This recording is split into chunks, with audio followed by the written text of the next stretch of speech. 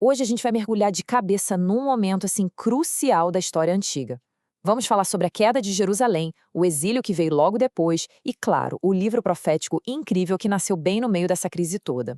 O nosso foco aqui vai ser entender o que estava acontecendo na política da época, qual a visão teológica por trás de tudo isso e que mensagem de esperança é essa que conseguiu surgir em meio a tanta destruição. Então, para a gente entender bem essa história, precisamos voltar um pouco no tempo, lá para o finalzinho do século VII antes de Cristo. Pensa no cenário de pura instabilidade. Primeiro, em 612, Nínive, que era a capital superpoderosa da Assíria, simplesmente cai. Isso cria um vácuo de poder gigantesco. Aí, um pouco depois, em 609, o rei Josias de Judá, um dos reis bons, né, acaba morrendo em batalha. E para fechar o pacote, em 605, a Babilônia, sob o comando de Nabucodonosor, simplesmente aniquila o Egito na Batalha de Carquemes. A partir daí, não tinha mais para ninguém. A Babilônia era a nova superpotência mundial. Basicamente, o que a gente está vendo nesse período é uma verdadeira luta de titãs pelo controle da região, né? De um lado a Síria, do outro o Egito. Duas potências já meio que em declínio se batendo. Só que essa briga constante entre os gigantes acabou abrindo uma brecha, uma porta que ninguém estava esperando. Pois é, e foi bem aí que a Babilônia entrou na jogada. Enquanto a Síria e o Egito estavam lá se desgastando, perdendo força, os babilônios, que eram mais espertos, mais estratégicos e mais fortes, viram a oportunidade perfeita. Eles pegaram essa chance e se consolidaram como a nova potência dominante no mundo. Certo, agora vamos dar um zoom out desse conflito gigante de impérios e focar num lugar específico, o pequeno reino de Judá. Como é que ele foi pego bem no meio desse fogo cruzado? O problema é que a nação não estava lidando só com ameaças de fora, sabe? Por dentro a coisa também estava bem complicada, com uma decadência muito grande. E essa comparação aqui é perfeita para a gente entender esse declínio espiritual da liderança de Judá. Olha só que contraste absurdo. De um lado, a gente tem o rei Josias, um cara considerado um bom rei. Quando ele ouve a lei de Deus, qual a reação dele? Ele rasga as próprias roupas num sinal claro de arrependimento. Agora, olha o filho dele, o rei Jeoiaquim. Quando ele ouve a palavra de Deus, vinda pelo profeta Jeremias, ele pega o pergaminho, corta em pedaços e joga no fogo. É a piedade contra a arrogância, a submissão contra o desafio descarado. É importante entender que a queda de Judá não aconteceu da noite para o dia. Não foi um evento único. Na verdade, foi um desmonte sistemático muito bem planejado por Nabucodonosor que levou quase 20 anos. A coisa aconteceu em etapas. A primeira invasão foi em 605 a.C. Foi quando levaram a primeira leva de cativos, incluindo um jovem nobre chamado Daniel, e já saquearam os tesouros do templo. Depois, em 597, veio a segunda onda, exilando um grupo bem maior que incluía o profeta Ezequiel. E aí, finalmente, o golpe final, em 586. Jerusalém e o seu templo sagrado foram completamente destruídos, viraram ruínas. E claro, uma catástrofe desse tamanho levanta uma pergunta teológica muito profunda. É uma pergunta que o povo de Judá, no meio daquele sofrimento todo, com certeza deve ter se feito.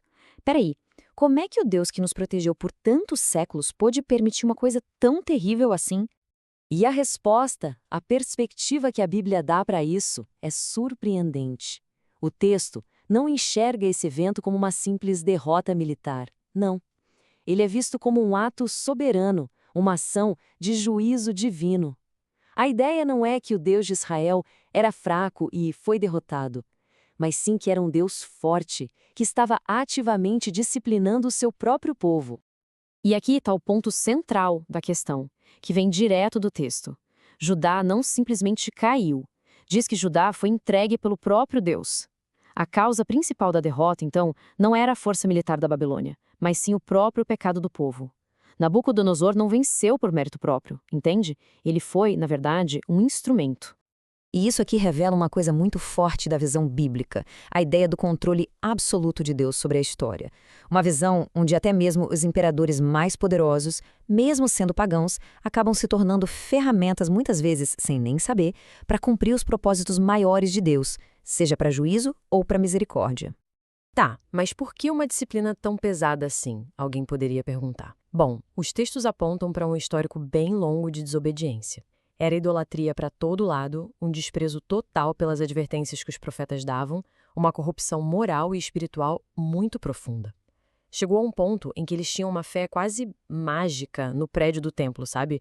Como se o prédio em si os protegesse, e não Deus. E confiavam muito mais em fazer alianças políticas com outras nações do que em confiar em Deus. E é justamente dessa experiência super traumática que vai nascer um dos livros mais fascinantes de todo o Antigo Testamento. É bem do meio dessa crise, do meio do exílio, que uma voz com uma clareza e uma esperança incríveis começa a se levantar. Esse livro, o Livro de Daniel, é o primeiro grande exemplo de um tipo de literatura que a gente chama de apocalíptica. O que é isso? É um estilo de escrita que usa muitos símbolos, muitas visões bem vívidas para revelar uma perspectiva que vem do céu sobre a história e sobre o plano final de Deus para o futuro. E o objetivo principal disso tudo é dar esperança para um povo que está sofrendo, que está sob pressão. Agora, uma coisa muito, mas muito interessante sobre Daniel é a estrutura dele, que é bilíngue, é única. Algumas partes foram escritas em hebraico, que era a língua do povo de Deus. Só que a parte central do livro, aquela que fala justamente sobre os impérios mundiais e a mensagem de Deus para as outras nações, essa parte foi escrita em aramaico. E por quê? Porque o aramaico era tipo o inglês da época, a língua internacional da diplomacia e do comércio. Foi uma escolha totalmente intencional para mostrar que a mensagem era universal. E essa é a grande mensagem que pulsa no livro de Daniel do começo ao fim. Tanto naquelas histórias de fidelidade como a da fornalha, quanto nas profecias que são impressionantes. A verdade fundamental é uma só. Não importa o quão poderoso um reino aqui na Terra pareça ser, é Deus quem coloca reis no poder e é Deus quem tira. Ele e só Ele tem o controle de tudo. Isso tudo nos deixa com uma reflexão final que é muito poderosa. O livro de Daniel não serve só para mostrar o problema dos impérios humanos que sobem e caem o tempo todo. Ele vai além. Ele aponta para um horizonte muito maior. Para além de todo o caos da nossa história, ele aponta para um reino que nunca, mas nunca mesmo vai ter um fim.